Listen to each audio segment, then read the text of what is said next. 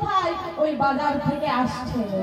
আর বিপদ ভঞ্জন মধুসূদন চতুরের শিরোমণি ভগবান আমার আগের দিকে এসে দাঁড়িয়েছেন, দুর্যোধনের আগের দিকে। বলে ও হে দুর্যোধন, বলি এই উলঙ্গ অবস্থায় এই বাজারের মধ্যে, এই ভক্ত বাজারে, সাধু বাজারে তুমি ঘুরে বেড়াচ্ছ, তোমার লজ্জা করে না? মাগো, যেইটা বলেছে দুর্যোধনের গায়ে একবারে পিত্তি পর্যন্ত জ্বলে উঠেছে বাবা। সঙ্গে সঙ্গে বলছে, এই কৃষ্ণ, মুখ সামলে কথা বলে বলছি, আমার মা আমায় আশীর্বাদ করবে বলে আমি সেই জন্য উলঙ্গ অবস্থায় দাঁড়িয়ে। ভগবান বলে, কার কাছে তুমি ডায়লগ মারছো? ভগবান অন্তরে জানি, তার কাছে আমরা আবার ডায়লগ দেব? তিনি তো সবই জানেন। তিনি বাবা ভগবান দেখবেন দুবার হাসেন, কখন জানি? যখন বাবা ভাই ভাই দেখবেন জমি নিয়ে যখন ভাগাভাগি হয়, ভিতেটা ধরে টানে, এ বলে এটা আমার, ও বলে ওটা আমার, এ বলে আমি তোকে ছাড়বো না, ও বলে আমি তোকে ছাড়বো না। এই যে ভাগাভাগি চলছে, ভগবান তখন হেসে হেসে বলছে, কি আমার আমার করছিস?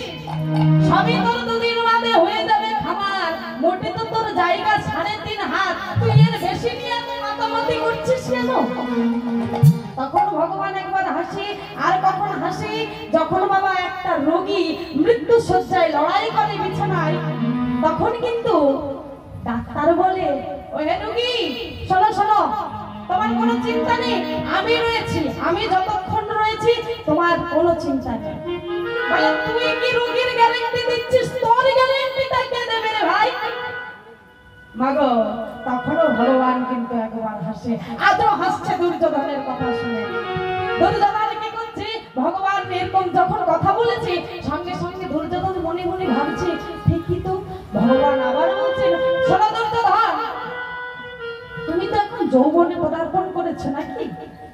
তুমি তখন ছোট ছিলে, মায়ের মধ্যে গিয়েছো, মা তোমায় অনেক নাড়া ঘাটা করেছে, সেই না হয় মারা গেল, কিন্তু তুমি এখন এই যৌবন রূপী শরীরটা নিয়ে তোমার মায়ের পক্ষে যাবে কেমন করে? ছি ছি ছি ছি, তোমার লজ্জা বলতে নেই? বলছে, যাও দুর্যোধন, ও একটা বস্ত্র দিয়ে তোমার লজ্জাটা নিবারণ করো। বলে, এসব আমার যে বারণ রয়েছে যে আমার সুতো পর্যন্ত অঙ্গে ধারণ করা যাবে না। বলে, ও সুতো পরা বারণ রয়েছে? ভগবানের চালাকিটা দেখুন। বলে, সুতো বারণ রয়েছে তো কি হয়েছে? এই তো সম্মুখে কতগুলো কলা গাছ রয়েছে, কলা পাতাটা দিয়ে লজ্জাটা নিবারণ করে না। মাগো, ভগবান যেই না এই কথা বলেছি, দুর্যোধন মনে মনে ভাবছে, এই নন্দের বেটা কেষ্টা নষ্ট করেছে দেশটা, এই খারাপ কথা কিছু বলে। কি করলো? একটা কলা পাতা দিয়ে লজ্জাটা নিবারণ করে মায়ের কক্ষে প্রবেশ করেছে। মায়ের কক্ষে প্রবেশ করে বলেছে, মাতাশ্রী। এ বাবা, দুর্যোধন তুমি এসেছো? বলে, হ্যাঁ মাতাশ্রী, আমি এসেছি, আমায় বর প্রদান করো।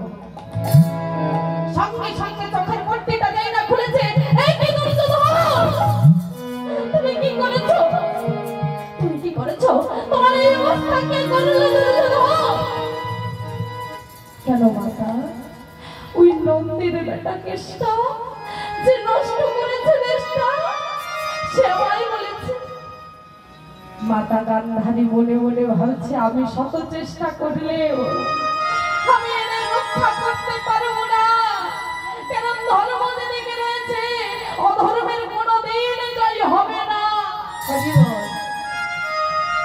মাতা গান্ধারী তাই যেই না বাবা দুর্যোধনের দিকে দৃষ্টিটা ফেলেছে, সঙ্গে সঙ্গে সারা